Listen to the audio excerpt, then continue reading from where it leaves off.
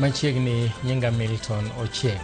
Jatend piny William Ruto ochweyo koke chik mar loko osuru mijuogo e mwandu mag mauta ma dho ngere luongo ni Value Added Tax Amendment Bill 2026 e kajot mare ma Nairobi, gima koro duoko piny osuru ma kamano kowuok e 16% nyaka 8%, okang' mageto reso jopiny kuom nengo mauta ma sani omedre.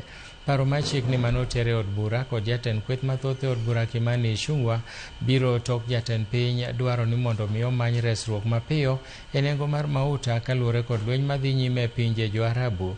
Jood bura motwak e wi paro mar chikno tarik 16 dweni kendo kale maonge lokruok moro amora e wi gino ma bende ne en kaka okang' mar reso jopiny mapiyo. E bwo chik manyienno, osuru maduoko piny biro tiyo mana kuom thuolo mar ndalo 90 mabiro gi thuolo mar mede kendo kuom ndalo 90 mamoko ka dwaro nitiere mar mede.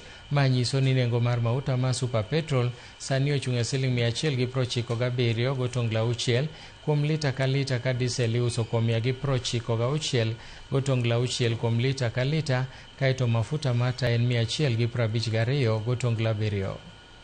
It's the end of this state ceremony this morning. I thank you. Last evening, and amended the VAT Act to provide percentage not higher than 25%.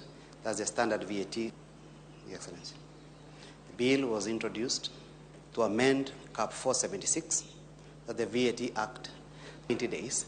There may be need to extend it, the VAT rate further, and therefore it.